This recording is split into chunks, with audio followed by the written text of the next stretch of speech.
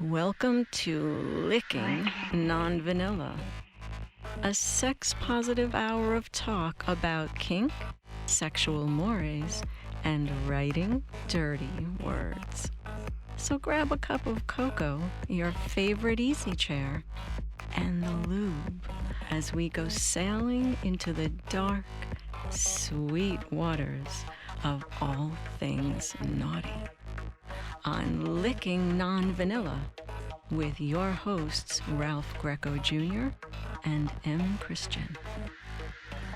Hey everybody, welcome to another episode of Licking Non-Vanilla with one of your hosts, Ralph Greco Jr. So I guess I'm a co-host, right, Chris? And that manic laughing across the country for me is, what's your name, buddy? Chris, otherwise known as M. Christian. Right. So if you don't, so you have to call him Chris or M. Christian. Either that or Zontar the Magnificent, but Chris is more common. Yes, and just don't call him late for dinner. Now today on the show we have a special guest, Lisa Weinberger, and Lisa goes back with all of us a little more than we all want to remember, actually. And Lisa is well, we'll get into what she does exactly and why she's on the show specifically today and all the other things she does. So anyway, hello, Lisa. How are you?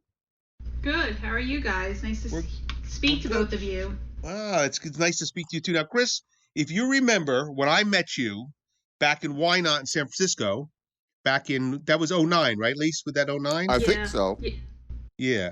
And so Lisa and I went to San Francisco together because we were working together, and went to the Why Not convention. That's where we first met Chris, and the many stories that ensue from there. We'll get into a couple of them in a little while. But so Lisa, tell us a little bit what you were doing then and what you do now, so people get an idea what you're about, what you do.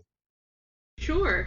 So back then I was doing SEO and marketing and content strategy for adult and non-adult businesses through my company Pearly Rights.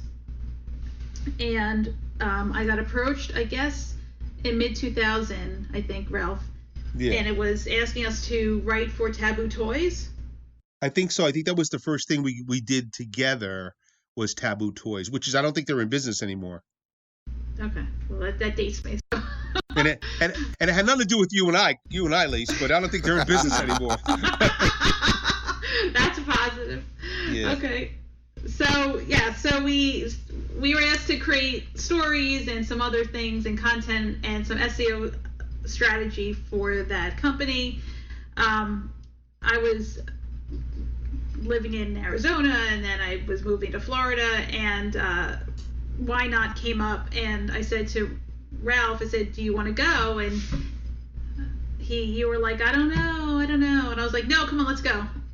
No, I'm glad you pushed me, because I mean, first of all, I love San Francisco, but I hadn't been out there in a while. But I had never been to a convention like that. Well, first of all, and we should remind people, Chris, let's tell people about that convention. That wasn't talent, really. That was the movies. They were makers and shakers of the websites and stuff. Exactly. Right. Yep. Yeah. It was like there was a couple people, a couple performers there, but by and large, it was like people who had websites or were doing like marketing consulting and the kind of the really serious biz end of things. Yeah, which was pretty cool for us all, Mm-hmm. Absolutely. Yeah. So I ended up actually being asked to present there. So what happened? So actually, let me backtrack because I presented at AVN, and that's how I ended up at Why Not. Because I was presenting with Jay, and then Jay said, "Oh, can you come do a whole workshop on marketing for the businesses?" And that's how I ended up in San Francisco, and that's how I met Christian. So Lisa's talking about AVN, which is the adult. Well, it's basically the big. What was at one time, it isn't. Well, I guess it still happens, but the business has changed. But that was the porn awards and all that stuff happens at a big convention out there, which Chris and I have never been to, but Lisa has been to. And that was quite the experience for you, wasn't it, Lisa? Yeah. Yes, it was. So a few things. So I walked in, and there was just it was my first adult convention, and there was just toys everywhere. And my husband said my face turned so bright red that I started sweating because I didn't know what to do, because here comes like little innocent person in marketing is like, woo, look at all this fun stuff. And then a few months later, we're watching something on Vice or Fuse, and our workshop, our session from there was recorded. And so you hear me speaking, you see my back, and you see my husband in the crowd watching it. Yeah, well, the age of internet, there goes your anonymity, like it just. All right. But you've been outed. Exactly. After that, I was like, oh man. But I really what it comes down to is we know this. I mean, we joke about this all the time, but all businesses, no matter what they are benefit from SEO work. They benefit from marketing. Whether you're making, like you said, you're making, dildos or you're making car parts, it doesn't much matter. You're going to need some sort of marketing, and especially with the advent of the net. So Lisa, the adult business is not the only thing you've worked in. You worked in a wide variety of businesses, right? Oh yeah. Yeah.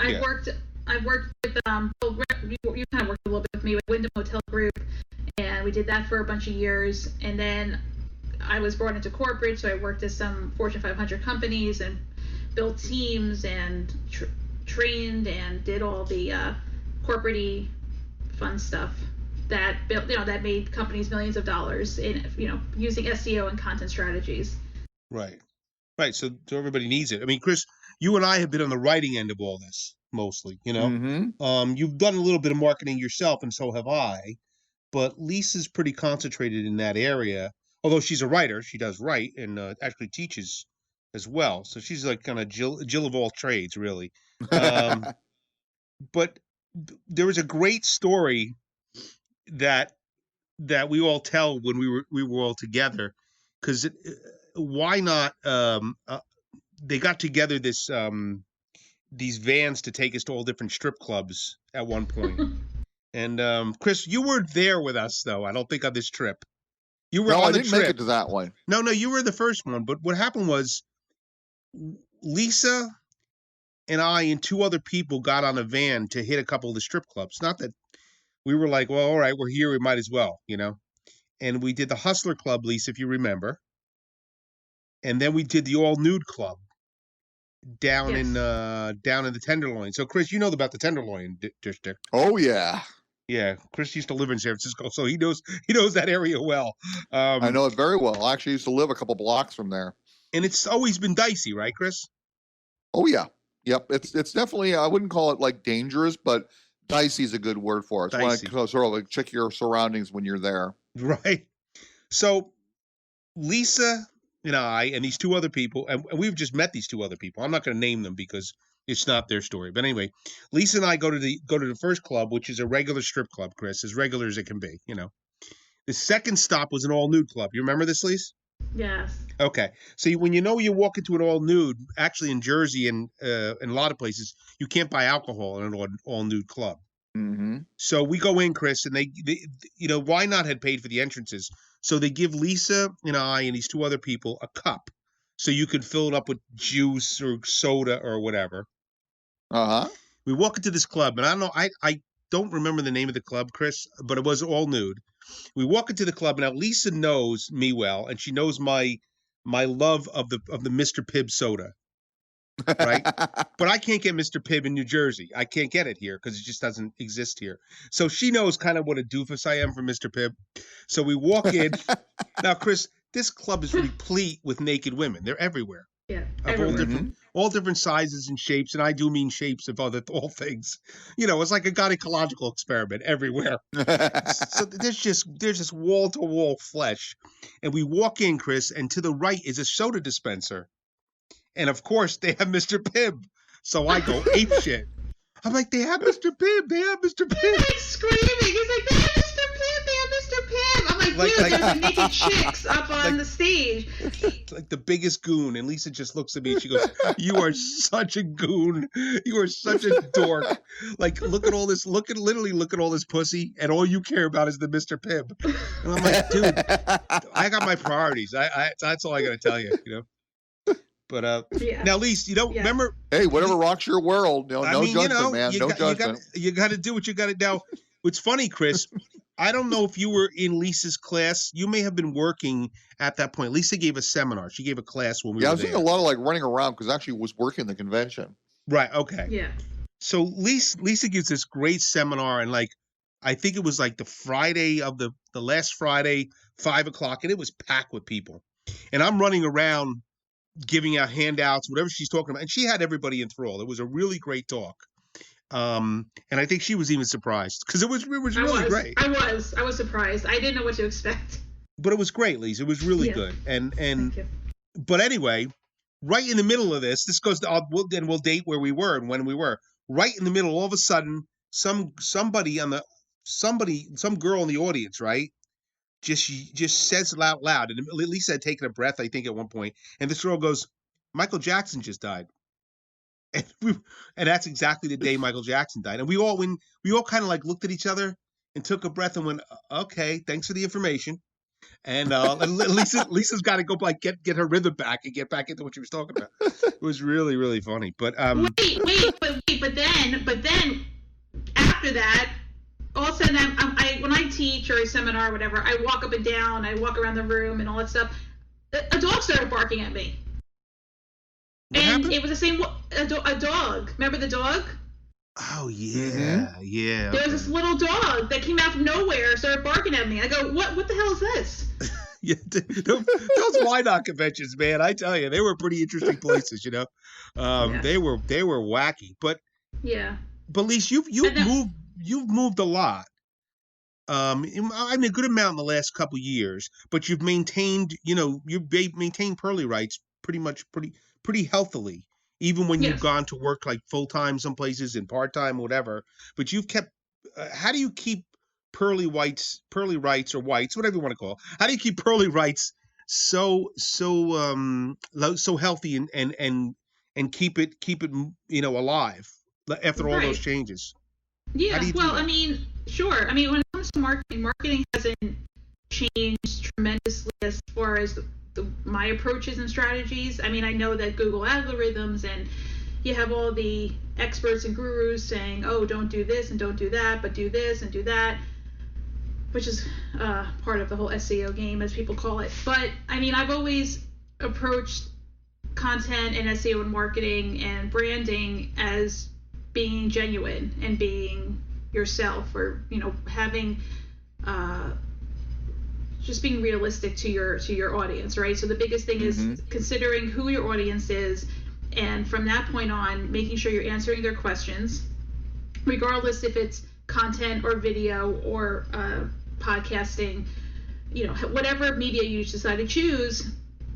People are looking for answers, and regardless if you're e-commerce or if you're a publishing site, that's the biggest thing. So that's how I've kept Pearly Rights healthy, because that's always been my approach. I've also not taken on every client that has brought a lead in or inquiry in. I don't want to say I'm picky and choosy, but I like to do a really good job for the clients, and so that's why I was able to balance working full time in office and also doing consulting outside, and now I'm back to just consulting because that's what because as you said a little while ago, I'm also teaching, so I teach writing.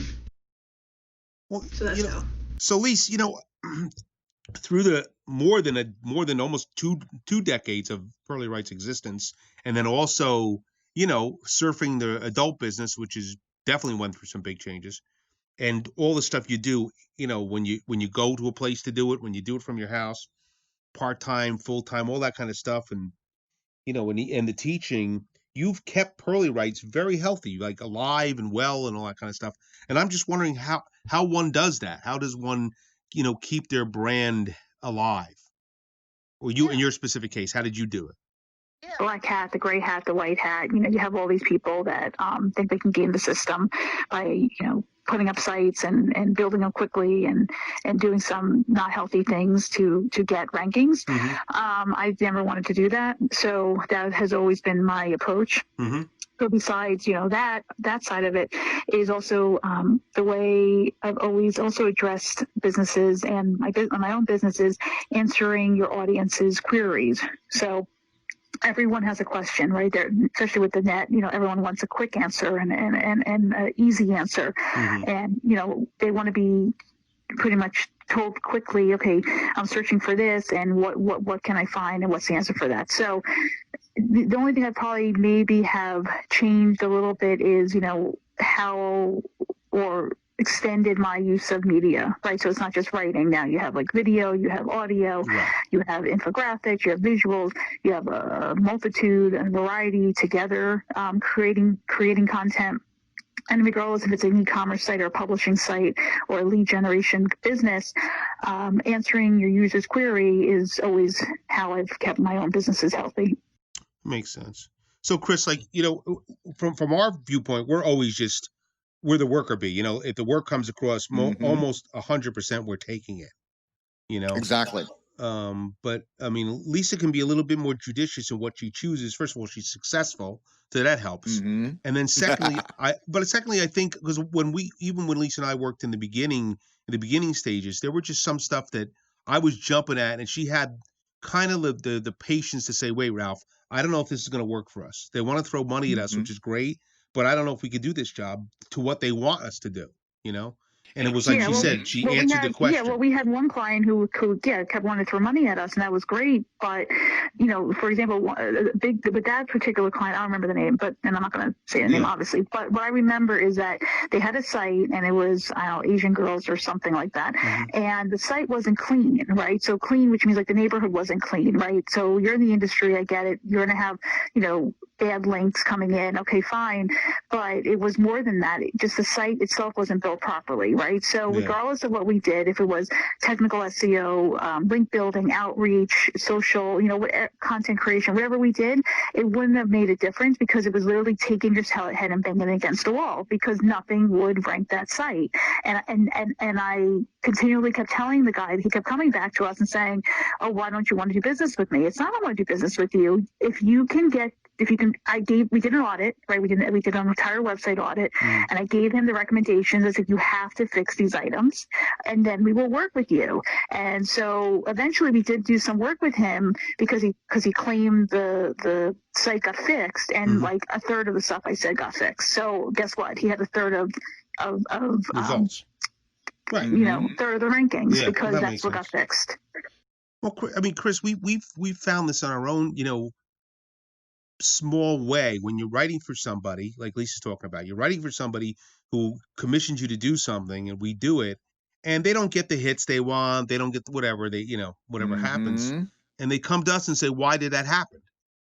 And we're like, "Well, you didn't establish the publishing company correctly in the first place. You have your social media is a mess, or your site's not even built right."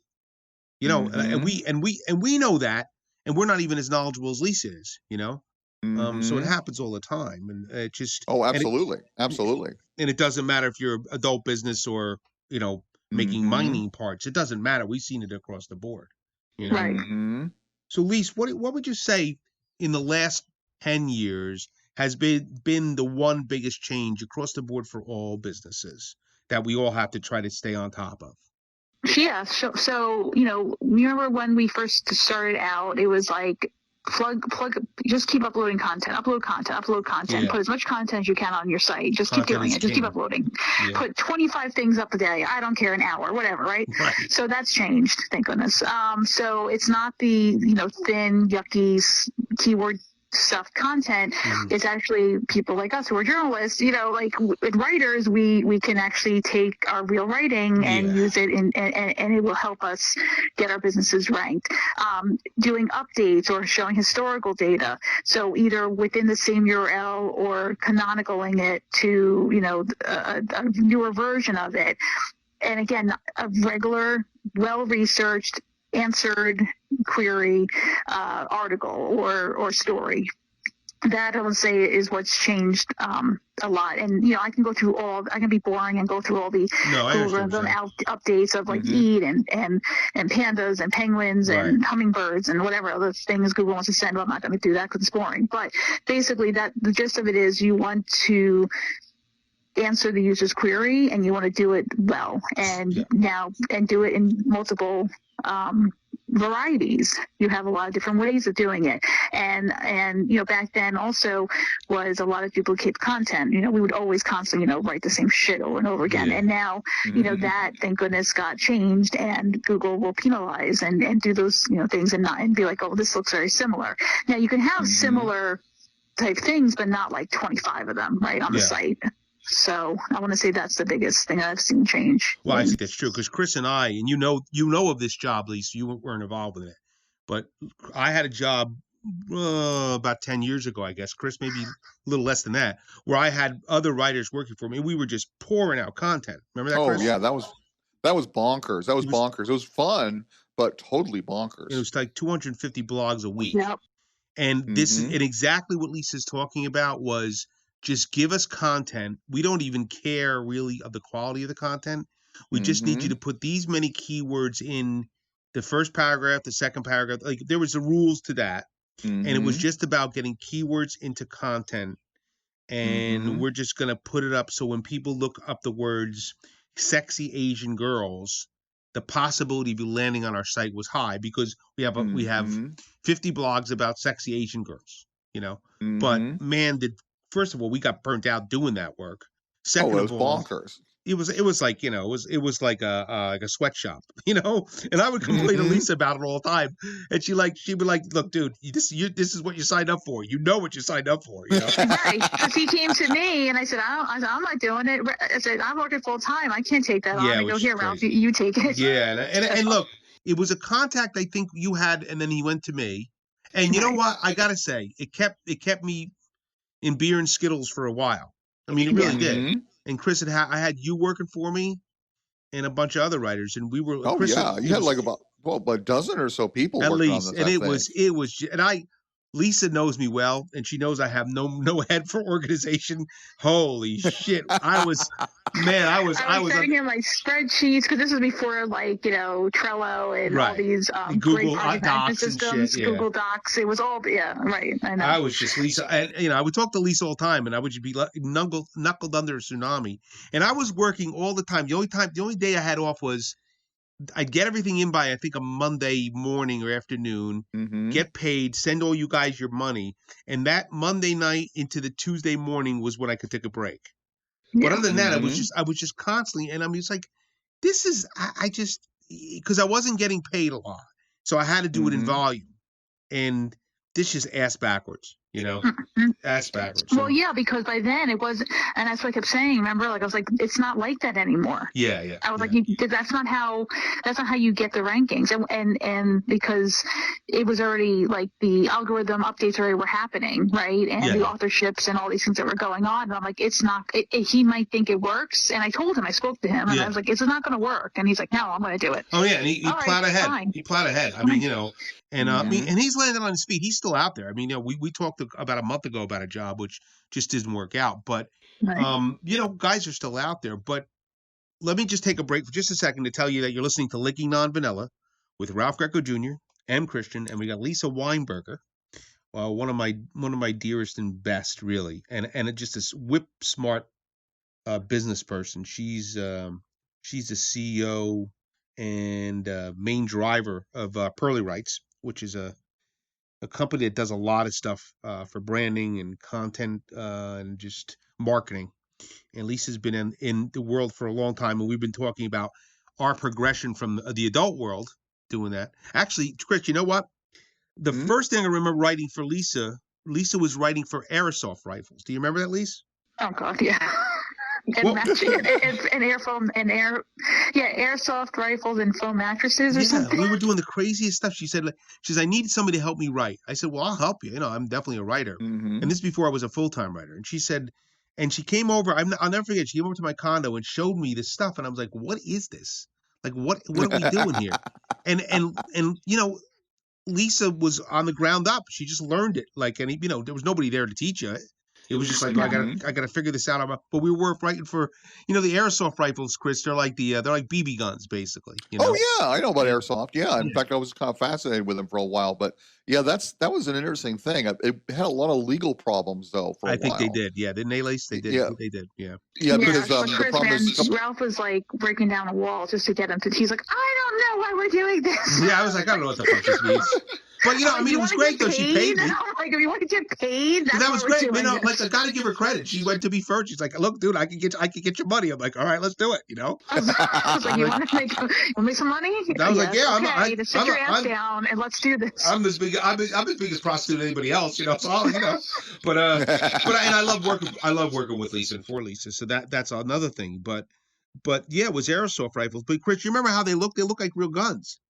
yeah, that's a problem. It's like I remember it's like they're very popular in Japan. I mean, it's like they look just like real guns because there's no problem because the Japanese gun control is so strict that the first thing people see, they don't think there's a real weapon. But I know a couple of people actually got hurt here in the U.S. because they look so realistic. Yeah, they do look real. And they actually they passed a law, and I think it's federal, I'm not too sure, where they have to have an orange tip on the end to identify that they're not working. But yeah, it was a big problem for a while because I actually knew someone in San Francisco who was selling them. And, I remember going in there and he was talking about how difficult it was now because of the laws, because they actually have to have them modified. But there's some very serious airsoft players out there. Oh yeah, no kidding. We were. I mean, it was a major. And that thing about putting the orange tip on the orange. Mhm. On the tip, that's what I had to do with my penis because it's not working anymore. Thank you very much. I kind of walked into that one. I tell you, it's like I saw that coming. The inside of my mouth, the words spilled out. It's like, oh God. Say that again, Lisa. I didn't hear what you said. Go ahead, Lisa. Oh, so I'm saying with that job though, you said like being ahead of the time, like that job was what got me learning SEO because I mean I did some stuff prior to that, but not basically the client said to me, I can't find you online. And this was like, I'm not gonna date myself, but it was almost 20 years ago. Yeah. And saying like, and I was like, what do you mean you can't find me? I'm like, well, I look you up and I don't see anything about you online. And there was some teaching stuff, but nothing about marketing. And so that's when I really dug in and started learning SEO because of him. Yeah, well, that makes sense. I mean, you just kind of learn like, okay, this is the playing field I'm in. I gotta up my game in this way, which makes sense, So, Lise, Chris and I had this fight, not a fight. We have a good-natured discussion over social media all the time. And you know how you both know how I feel about social media. So, what would you say from a marketing standpoint is happening with social media these days? What should we be paying attention to? Any one of us. Okay, so I mean, you obviously have your Facebooks and your Twitter and your LinkedIn, right? Yeah. And then YouTube is still important. I signed up for Snapchat, but I never really got into it. Mhm. But I would look at Instagram and TikTok. TikTok seems to be You haven't heard about thing that right now. Yeah, okay. Yeah, so have I. I've been thinking about getting on it. I thought it was a dance. I didn't know what it was. So it was an app that was really like for like kids or teenagers to be able to like do different dances. And that's what I thought it was. It had something to do with dancing initially, right? Yeah, okay. So during this time, people are home, and everyone seemed to hop on TikTok. Right. So like Gen Xers and like me, and everyone, and older, and now it's become like the new. It's fun. I mean, it's fun because it's like at the most a minute videos, and there's all these different like cool like sounds like you who have like music like could go on there and people could use your songs and you become use it in different things but it's anywhere from like people creating dances to there's a lot of podcasters on there that use it as for advertising, like to get people to their podcast or get them to their YouTube channel. So it's definitely a marketing tool as much as a social tool. It's definitely a marketing tool, yeah. Okay, interesting. Yeah. So Chris, you're not on it though, right? No, not yet. I mean, it's one of those things. I don't do a lot of video work, so I'm like, I'm on Instagram, Twitter, Facebook, which I can't stand. I can't stand Facebook. Pinterest, which I don't really use that much, and Tumblr, which is pretty much dead. Yeah, I mean, like on TikTok, what you could always do is like people also just do audio. I mean, you could do little small clips on there and get them to your podcast. Okay. Yeah, that's a great idea. Without having to be on video. Yeah, I just had heard of that recently, And then of course she keeps saying everything about Zoom, and it's just that when it comes to social media, I find, and I'm not on it, so it's hard for me to say, but I find it's like the next day it's something totally different. Like there's another platform now. I mean, it changes constantly. You know what it is? Oh, yeah. To me, social media is a new version of word of mouth.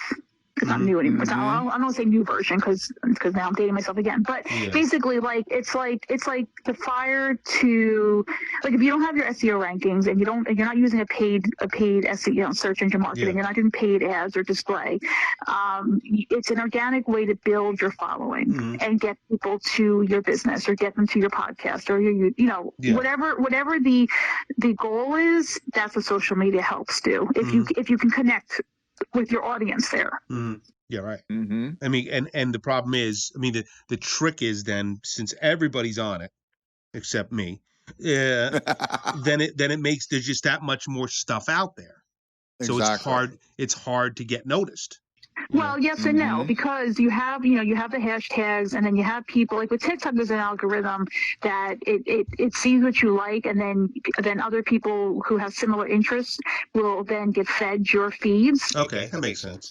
Yeah, so it's a bit smarter, which is nice. So like, all the hot guy dancers that are on there and stuff. Yeah. So, I sent you him. Lisa sends me that, which thanks, Lisa.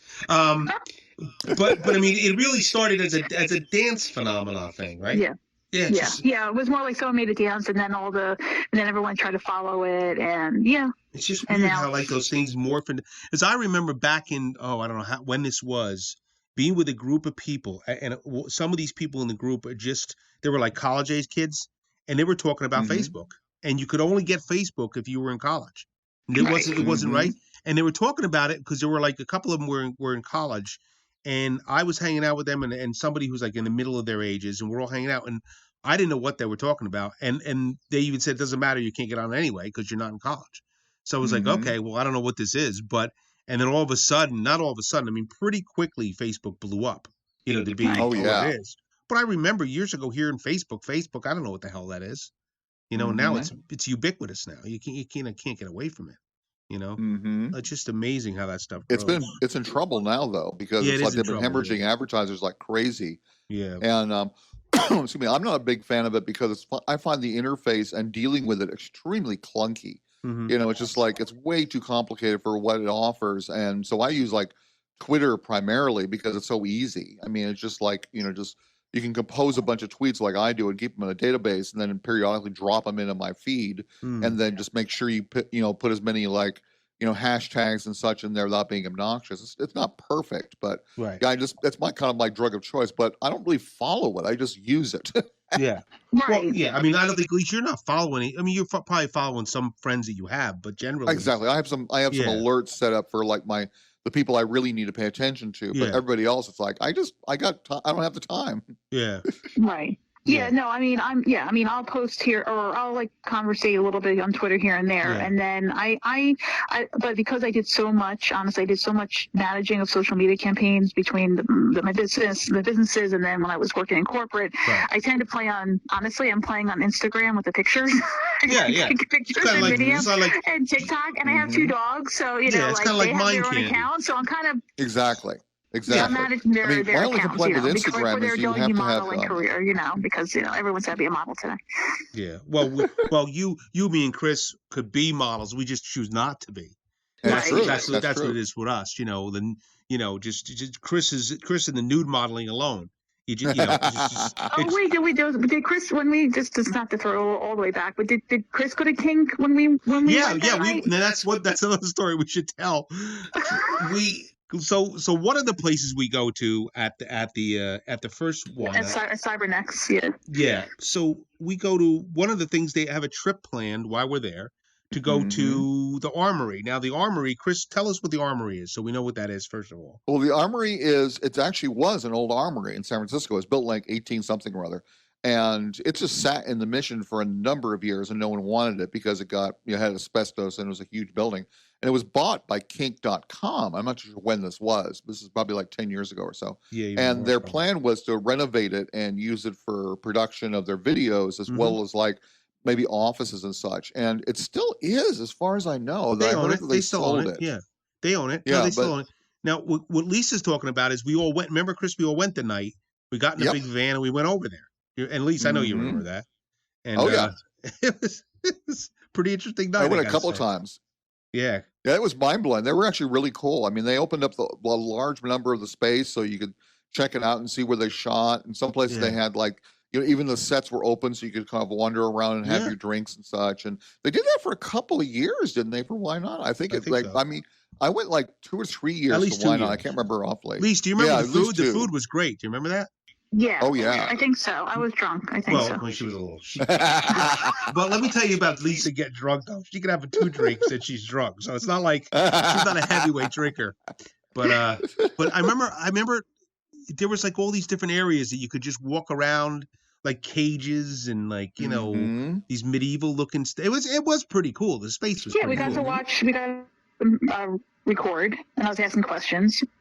Yeah, for and the then night we Eve. watched it. Lisa had a great line. We're watching one of the shows, Chris. We were all watching the one show. It was a shibari show.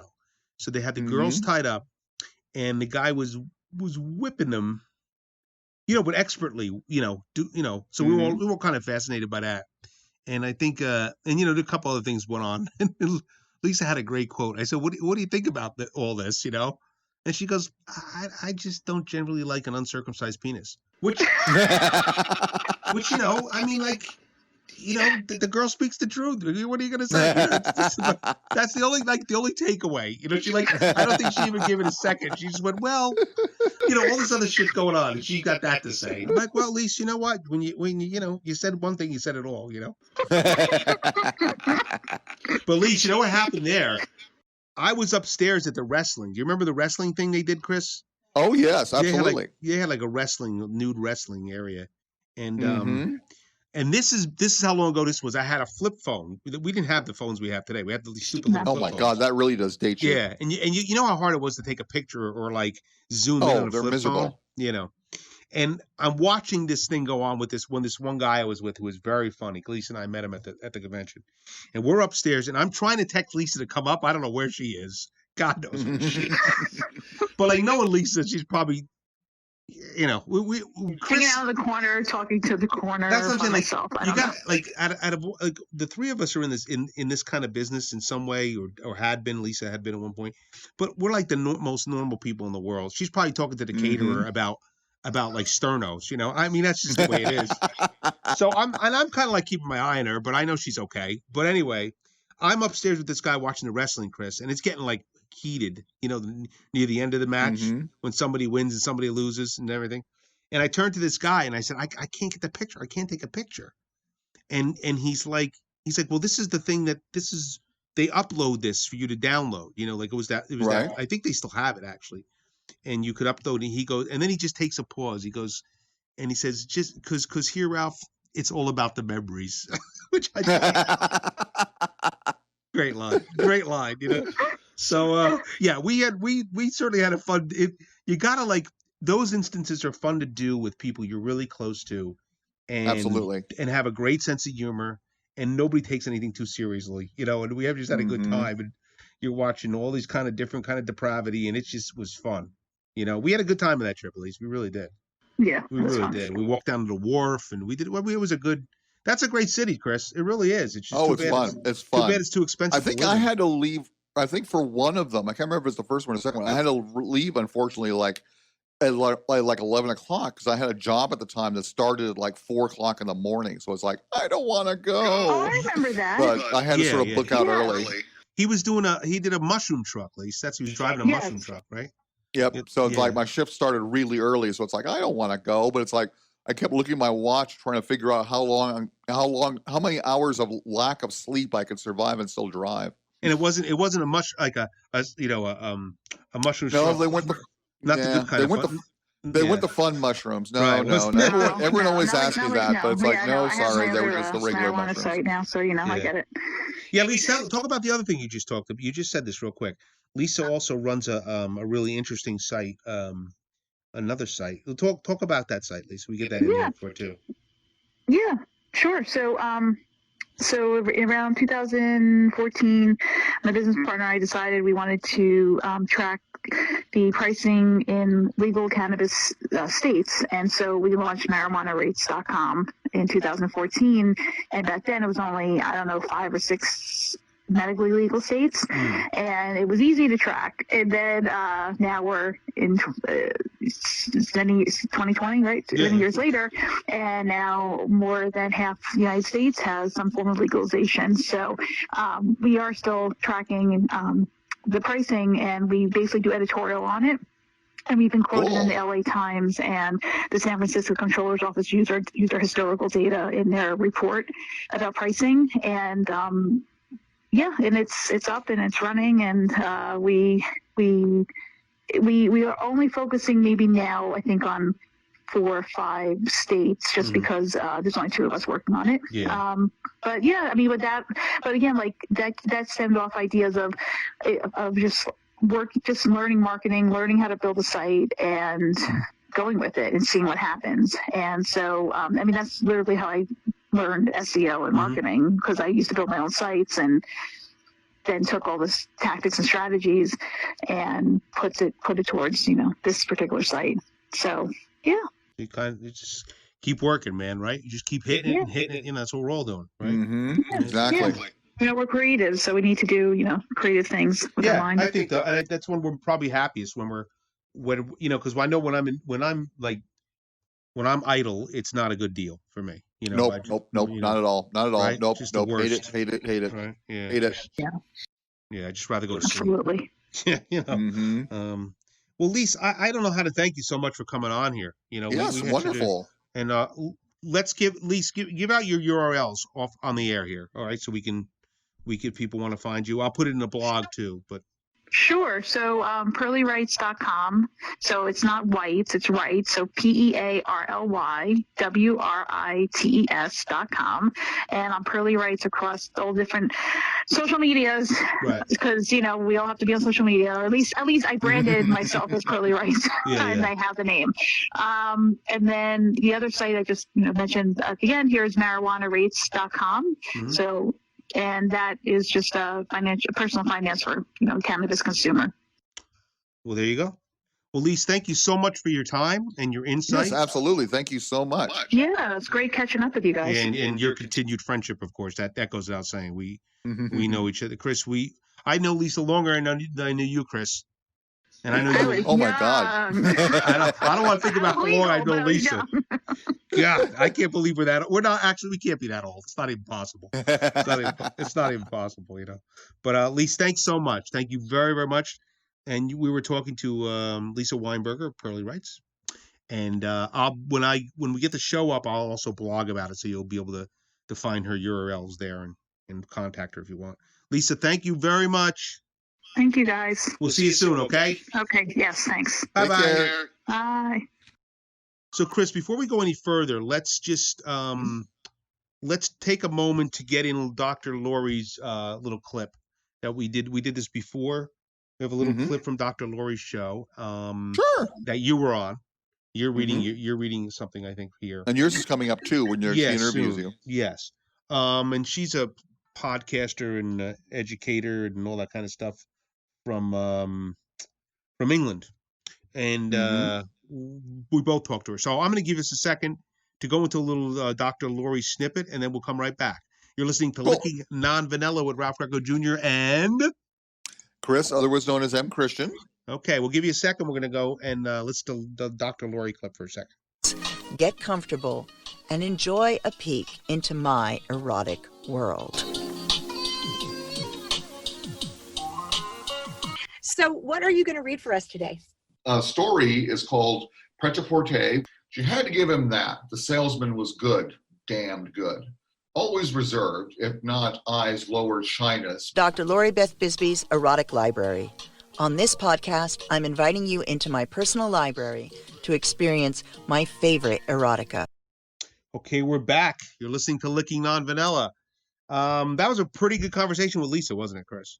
That was wonderful. She is absolutely delightful, and it's definitely going to have her back on again. I particularly like the stories she told. It's like my memory is not what it ever once was, but it's just like I only remember what I had for breakfast yesterday. I know.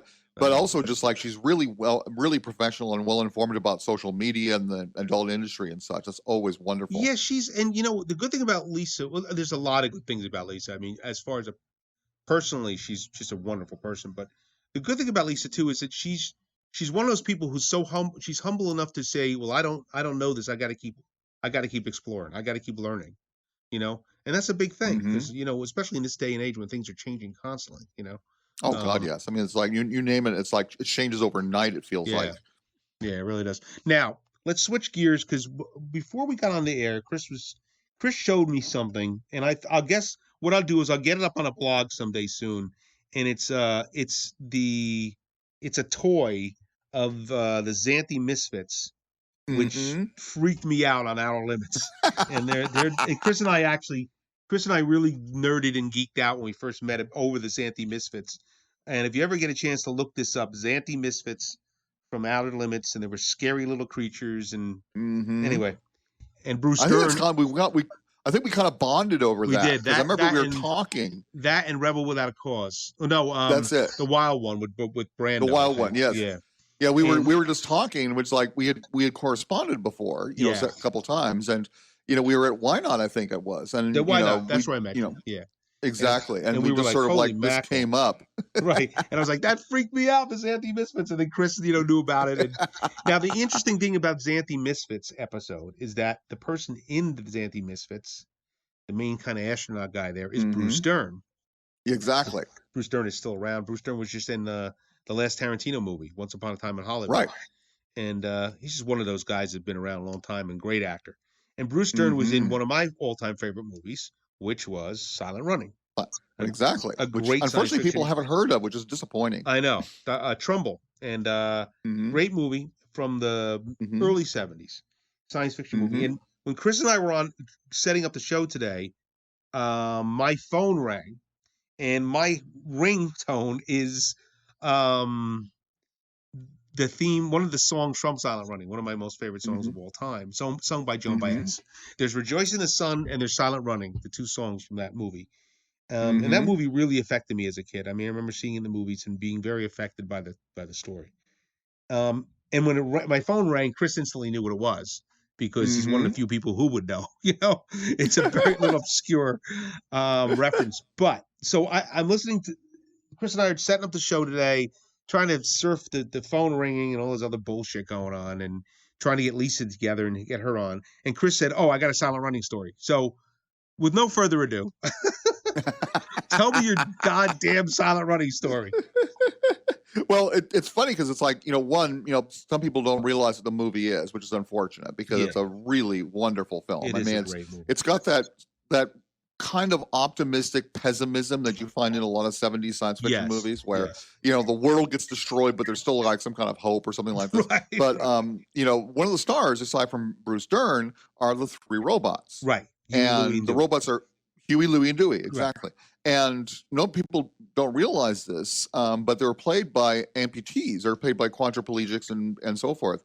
So when you look at them, you can sort of see that. And I remember seeing a making of, and it was kind of like a really interesting experience to see someone like he's being coached on like the role, and he's talking to like a box that's this, that the person is occupying. But anyway, my little quick story was when I was a kid. I knew someone I lived in for a while in Seal Beach, California. Okay. And somehow I got connected with this guy, and I think he was a friend of a friend with my mother or something like this. And I'm probably like about 10 years old or something like this. Okay. And we sort of like hung out with this guy, and he was a special effects artist, and he was a production manager, and one of the films he worked on was Silent Running. Wow. And so he was able to share some like photographs and stories and such, and it was really fun to hear about it because he said it's like, people didn't realize that there were actually actors in the robot suits, and he mentioned that like there's a little like ATV vehicle that Dern tuts around in. He said that thing was a nightmare because it was really hard to control. And when you look at Dern in the film driving this, it looks like he's being erratic. And he said half the time he's just trying to keep it straight.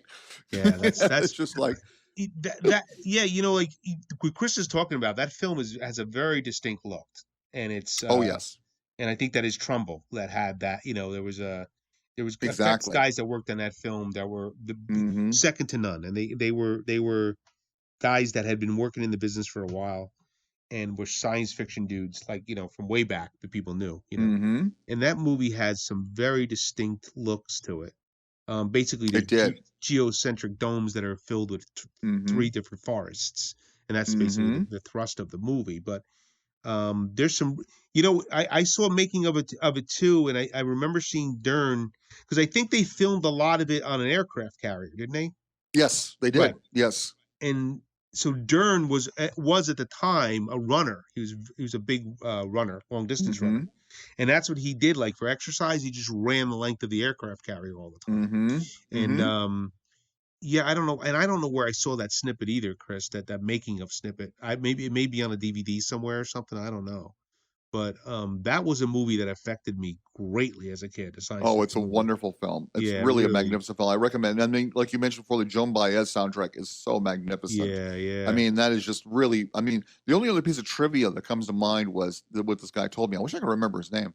Was there's a scene where the robots are cutting like a cast off Yes. Dern. He's been injured, Yes. and he mentioned that if you look at the scene, Dern is really nervous, and the reason why was because that piece of the robot was actually radio controlled. Oh wow! So you know if it's gonna cut through his leg or not. Exactly. Yeah, It wasn't like it wasn't a practical effect of like wires or controls that way. It's actually controlled by a RC controller. And remember, this film was made in what 70 something or other. Yeah, 71, So 72, so the RC controllers at that time weren't known for being supremely, fine control. So they were all pretty nervous. Yeah, you got to think about like back then, like if you had effects in a film, it was done there. It was it's not CGI. So Oh yeah, I mean when you look at like 2001: A Space Odyssey is a great example. It's like it's really kind of shocking to realize this is all done with practical and visual effects, no CGI, no computers, miniatures. Maybe that and miniatures. Exactly. Yeah, it's amazing. I think. Kind of jumping movies for a second. One thing I heard about 2001. I think this is actually there's a book that was written about the production, which is really I highly recommend people pick up. It's really fascinating. But they mentioned that there was a rumor. I'm not sure if it's actually true or not, but I think it sounds too good to be true. Is that the actors playing the apes weren't nominated because people didn't realize they were actually men in suits. I have heard that rumor. Yeah, because if you watch the beginning of the movie, The Dawn of Man, these apes kind of scurry around the obelisk, which is kind of the main part of the film. And Chris is right; you would never know they're actors in the suits. You would never know. They're unbelievable. They're really unbelievable because they're kind of like they're not pretty by any means. They're ratty looking, and they're kind of it's it's very disturbing because to think these are actually people that did those suits. It's amazing. It probably is one of the better uses of that kind of thing. Oh, absolutely. I mean, that's the thing about movies around that time. It's like, they very often, have very small budgets. I mean, Silent Running didn't have a huge budget. No. I know 2001 had a huge budget and it ran over, but yeah, well, that's cool. In jumping movies, yet again, I just saw I was on YouTube or something like this, and I saw someone talking about Clockwork Orange, which is another one of my my favorite films. Yeah, and it was interesting that Kubrick made that on a shoestring budget because 2001 went over. He was trying to prove that he could deliver a quality movie without spending, ridiculous amounts of money. So I think that was kind of fascinating because when you look at Clockwork, you don't think of it as being a low budget, but they've talked about all these different ways they cheated about how to save money. Like they made everything close by so it would save on like transportation costs and use real people's homes and they had very few actual sets. It was most of it was shot on location in various places. It's funny. Well, what you say about Clockwork is funny because Clockwork was on last night. Like about 11 o'clock at night. I'm just getting ready to go to bed, and the end of Clockwork is on one of the cable stations. Like one of the movie cable stations, so it's not cut. So it's the scene from when he takes the nosedive into the spaghetti. And the very end, when we realize he's not conditioned anymore, because the very end is a montage of him and a girl having sex at the very end, But Clockwork, if you've never seen a Clockwork Orange, you owe it to yourself to see it. Mm-hmm. But it's pretty disturbing. It is. It's very Even to dark. this, It's very disturbing. there's a lot of the sex that's in it is very rough.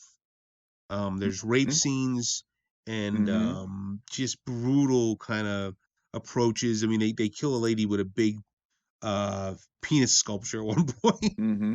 I mean, the film is it's pure. It could be my favorite Kubrick. I mean, if we're gonna really geek Mm-hmm. out at the end of this show here with this looking non-vanilla, by the way, but I tend to take that now. People have talked about, and I don't know if you've seen Eyes Wide Shut. Yeah. Okay, that's Kubrick's last move, basically his last one. Oh boy. It's Yeah. it's I like it. I do like it, but stylized, it's sexual, but it's not. It's Kubrick at the end of his game, I believe. It As is. you You're know, completely right. I hate to say that because I think, everybody deserves respect for their work and such, but when you yeah, compare it to like, Clockwork Orange 2001, Barry Lyndon, right, Doctor Strangelove, it is really doesn't really measure up very well. And I remember seeing it, and in fact, I mean, it's funny. I actually wrote a quickie review for someone. I can't remember who it was, and I started off by saying it's like rocking back and forth, saying Doctor Strangelove is great, 2001 is great, Barry Lyndon is great, but this is just not. Yeah, and talk about CGI. He added like naked figures. At one point, if you Mm-hmm. haven't seen the movie, at one point Tom Cruise's character goes to a party, and it's a big sex Mm-hmm. party, which is kind of based on a couple of things that happened. Supposedly these sex parties were happening in LA and England and Mm-hmm. whatever. But in Kubrick added naked figures and people having sex. He CGI'd them in. And when you look at the Mm-hmm. movie, you could definitely tell they're not real. They're not there in the Mm-hmm. space. Makes it very odd looking. Also, he Mm-hmm. did a lot of filming in England and substituted that, made it look like New York, and that also had a Which weird is quality to it. it's Very just strange weird. I quality. mean, I never Yeah, understand that. I mean, it's like, he doesn't want to leave I England. mean, He just didn't want to leave England. That was his yeah, thing. but then why not set it in London? I mean, it's like It it was was just weird. It was really weird. I mean, it was. Yeah, you never got and it's very over sexualized. So everywhere Tom Cruise goes, everybody hits on him. mm-hmm. He's just like he has to Mm-hmm. look at somebody. Whether you like Tom Cruise or not, it just didn't make sense in that way. It was just a little too Mm-hmm. like. It just seemed like Kubrick got lost, and that's he said, "Well, that's the way I got to go. It's got to make this overly sexualized in every situation." Mm-hmm. You know, but it's a Kubrick movie. There are Kubrickian touches, as we say. But Mm-hmm. when Chris Mm-hmm. was just, and again, I know we're geeking out a bit here. We're going a little bit off the pale of what we do usually about, tits and pussies and cocks and, cock rings and anal beads. And, so I got that in there. I got it in there for you. But it, it is worth repeating that you probably owe it to yourself if you've never seen some of the movies that Chris was just mentioning, Barry Lyndon Mm-hmm. and Dr. Strangelove and Mm-hmm. Lolita. I mean, Oh yes. Lolita is talk about a sexually charged, Mm-hmm. perverse movie. That's a movie you got to see. And Mm-hmm. Kubrick was great with that. And I happen to, I don't know about you, Chris. What would you say is your favorite Kubrick? Probably 2001 first, and then Okay. probably second Doctor Strangelove. Yeah, it's great movie. It's so hard to pick. And When you I'm make not. movies that It's. great, it's impossible to pick. I mean, when I was in high school, I think I memorized Doctor Strangelove. I mean, Right. I was to the point where it's like I think at one point I could even recite Slim Pickens reading off of the survival manual, the survival package contents. Right. It's like, it's just I was that level of geeking on it because I must have seen the movie like 100 times. It's an incredible, and it's like it a absolutely is. ripe satire. What And I was thinking too, like you don't see a lot of satire anymore that's done well. exactly, and it's worth mentioning. The screenplay was written by Terry Southern. Oh, that's interesting. And Terry Southern is one of my favorite, novelists and screenwriters. He also did The Magic Christian, which, is another one of my guilty pleasures. Another but yeah, it's just like movie. That's I mean, that's a movie. It's like I love to show it to people these days because it is such a product of the 60s and 70s. I mean, that's it's got a wackadoodle movie. It's just completely bonkers. Yeah, that's like you can hear the joy in our voices when we talk about this stuff, when we talk about movies and music and literature. And I wish that I had that same feeling for this stuff nowadays. And Some things. some things, but somebody postulated to me that the reason you have such a hard on for those other things because they represent something in your youth. You know, and that could be true.